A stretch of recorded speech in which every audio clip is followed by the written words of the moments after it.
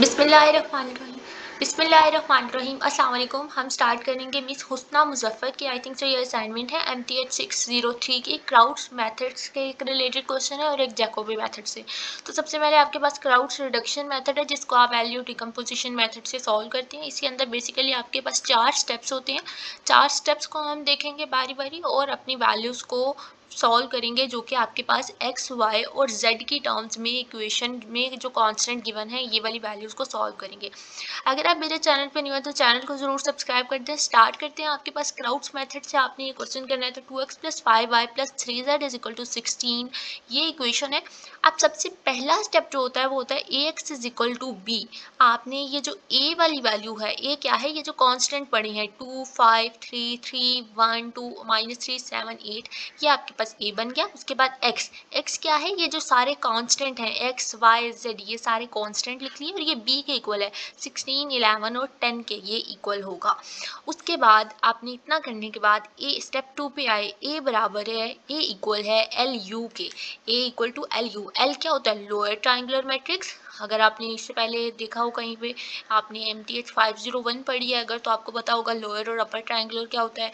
या अगर आपने 603 में ही कुछ क्वेश्चंस में देखा होगा कि लोअर और अपर ट्राइंगुलर मैट्रिक्स कौन सी होती हैं, तो आपने एक ए को LU मैट्रिक्स के इक्वल रख लेना। मैंने ए वाली ए मैट्रिक्स को LU, L क्या है, लोअर ट्राइंगुलर, जिसमें आपके पास लोअर ट्राइंगुलर में इस डायगोनल के नीचे वैल्यूज पड़ी होती हैं और ऊपर सारे 0 0 होते हैं।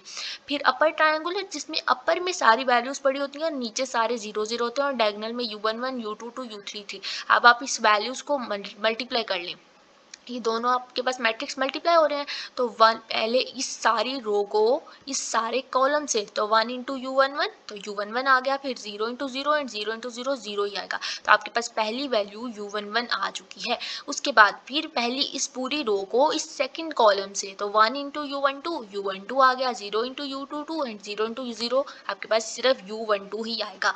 फिर 0 को इस पहली पूरी रो को इस थर्ड कॉलम से, तो 1 × U13 और बाकी ये दोनों 0 हैं तो बाकी दोनों वैल्यूज यहाँ पे 0 हो जाएंगी। फिर इसी तरह आप सेकंड रो पर आए, सेकंड रो को फर्स्ट कॉलम से, फिर सेकंड को सेकंड कॉलम से, फिर सेकंड को थर्ड कॉलम से मल्टीप्लाई करेंगे। जब आप सेकंड को फर्स्ट रो कॉलम से मल्टीप्लाई करेंगे तो L21 U11 1 × 0 0 × 0, बस आपके पास सिर्फ ये वाली टर्म आएगी L21 U11 जो कि लिख ली है। फिर उसके बाद L21 U12 and plus 1 × U22, तो 1 × U22 आपके पास U22 ही आएगा। तो L21 U12 प्लस U22 आपके पास आ गया। फिर आप सेकेंड रो को थर्ड कॉलम से करेंगे तो L21 U13, फिर 1 × U23 तो प्लस U23 हो जाएगा, प्लस 0 × U33 तो ये 0 ही आएगा। तो मैंने बस इसको इतना ही लिखा, L21 U13 प्लस यहाँ पे आपके पास जो वैल्यू आएगी U23 आएगा। ओके, आई थिंक सो मेरे से PDF बनाते ही कहीं रेज हो गया। अच्छा, आपके पास L21 U13 and 1 × U23 plus U23 आ गया, U23 आ गया और यहाँ पे आपके पास ये 3 है, ठीक है। उसके बाद थर्ड रो को फर्स्ट कॉलम से, थर्ड रो को सेकंड कॉलम से, थर्ड रो को थर्ड कॉलम से। अब थर्ड रो को L31 U11 आ गया, फिर बाकी ये दोनों 0 हैं तो ये दोनों वैल्यूज जब 0 इससे मल्टीप्लाई होगा तो 0, फिर जब 0 1 से मल्टीप्लाई होगा तब भी ये 0। फिर L31 को U12 से तो L31 U12, फिर L32 को U22 से प्लस L32 U22 हो गया, फिर 1 को 0 से तो 0 ही आएगा। फिर L31 को U13 से, L32 को U23 से वो लिख लिया, फिर 1 को U33 से, तो आपके पास ये मैट्रिक्स की मल्टीप्लिकेशन हो गई है। अब आप वैल्यूज को कंपेयर करेंगे। वैल्यूज को कंपेयर किस तरह से किया जाता है, आपके पास ये U11 इसके कंपैरिजन में आपके पास ए मैट्रिक्स के अंदर जो वैल्यू पड़ी है, तो U11 क्या हो गया 2 हो गया, फिर U12 5 हो गया, U13 3 हो गया। सिमिलरली आप इस वाली वैल्यू पर आए L21 U11 पे, तो L21 U11 पे आपके पास L21 U11 किसके इक्वल हो गया, 3 के इक्वल हो गया। अब आपको U11 की वैल्यू पुट मिली हुई है, आप U11 की यहाँ पे वैल्यू पुट करें, 3/2 हो गया। आप इसको पॉइंट्स में लिख लें, 1.5 लिख लें, ये भी ठीक है, 3/2 लिख लें, ये भी ठीक है, आप इसको 1.5 लिख लें बेशक। तो इसके बाद अब आपने नेक्स्ट कंपैरिजन करना है, इस वैल्यू को इस वैल्यू के इक्वल हो जाएगा। L21 U12 U22 equal to 1 हो गया। आपके पास ये वैल्यू L21 भी आपने फाइंड कर लिया, U12 भी आपको पता है 5 है। वैल्यूज पुट करेंगे, 1 - 15/2 करेंगे, -13/2, इसका आंसर आ जाएगा जो कि आपके पास इक्वल होगा -6.5 के। अगर आप इसको पॉइंट्स में लिखना चाहते हैं तो पॉइंट्स में लिख लें, अगर आप इस फ्रैक्शन फॉर्म में लिखना चाहते हैं तो इस तरह से लिखिए। फिर आप थर्ड वाली को कंपैरिजन करें, L21 U13 plus U23 is equal to 2 आएगा, वो वैल्यू लिख ली। फिर L21 की वैल्यू पुट की, U13 की वैल्यू पुट की। L21 इज 3/2, U13 इज आपके पास 3, U23 अभी हमने फाइंड करने हैं एंड इक्वल टू 2 आ गया यहाँ से। अब आपने सारी वैल्यूज को फाइंड किया, 2 3 इंटू 3 9/2, यहाँ प्लस है इधर आके माइनस हो जाएगा, आपके पास -5/2 आंसर आ गया, जो कि आपके पास लिख सकते हैं आप -2.5। सिमिलरली आप थर्ड रो का कंपैरिजन करें, L31 U11 as equal to -3 होगा। अब आपको U11 पता है, L31 आपने फाइंड करना है, U11 इधर मल्टीप्लाई हो रहा है, 2 इधर मल्टीप्लाई हो रहा है, किसके साथ, L31 के साथ, तो -3/2 आपके पास L31 U11 का आंसर आ जाएगा। इसके बाद आपने इसी तरह से इसका कंपैरिजन करना है, ये वाली वैल्यू इस 7 के इक्वल होगी, L31 U12 L32 U22 आप यहाँ पे वैल्यूज़ को पुट करेंगे। वैल्यूज़ को पुट करने के बाद आपके पास जो ये सारा L31 की वैल्यू, U12 की, L32 आपने फाइंड करना है, U22 की वैल्यू पुट की। अगर आप पॉइंट्स में पुट कर लेंगे तो भी ठीक है, अगर आप इस तरह से पुट करेंगे तो भी ठीक है।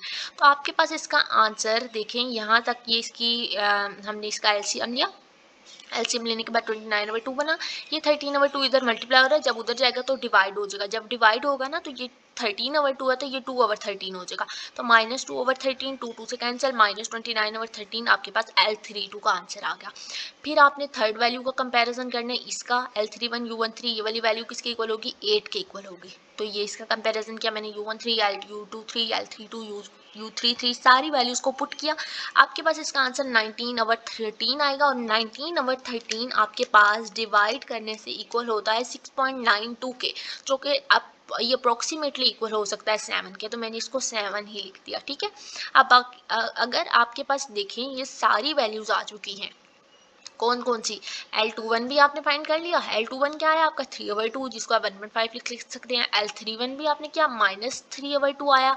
फिर आपके पास यहाँ से L32 भी आ गया, जो कि आपके पास 29/13 आया। फिर U11 2, U12 5, U13 3, U22 भी आपका आ गया, जो कि आपके पास -6.5 आया।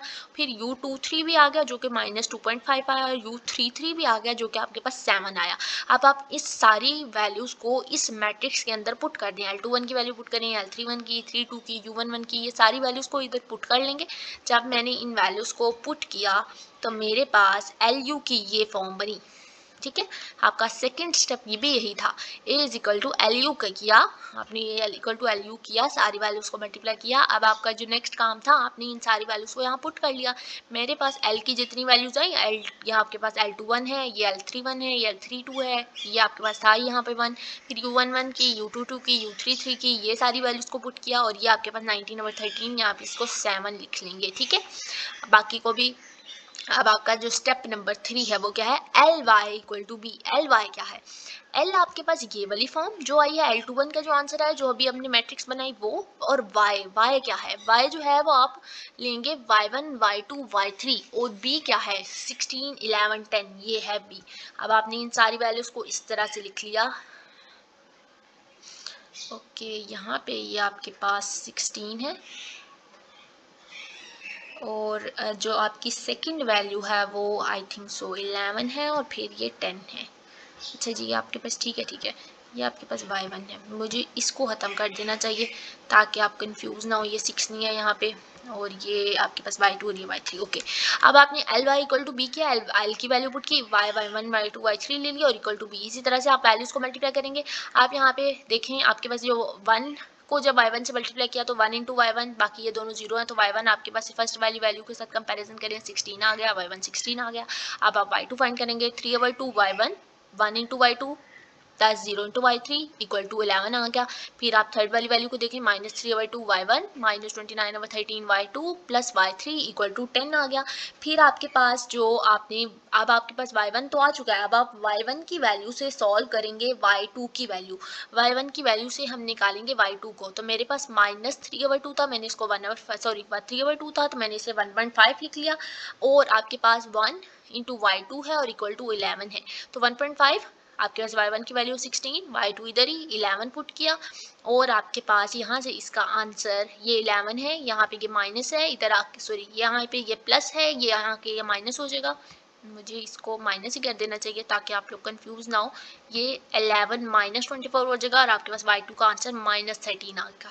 फिर आपने यहाँ से लेनी है वैल्यू नेक्स्ट थर्ड की, -3/2 y1 -29/13 y2 plus y3 equal to 10। अब आपको y1 भी मिल गया है, y1 16 मिला है, y2 आपके पास आया है जो कि अभी वैल्यू है -13।